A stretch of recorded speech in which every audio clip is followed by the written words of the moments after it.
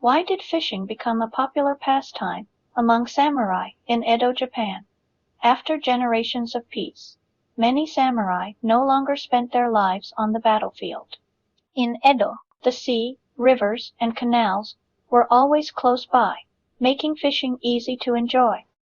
Some samurai treated fishing as a refined pastime, studying fishing spots, bait, weather, and tackle.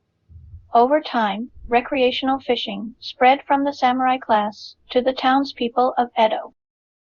People fished from river banks and boats, enjoying the water as part of everyday leisure.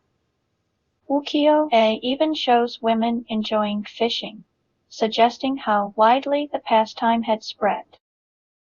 In peaceful Edo, fishing became more than survival.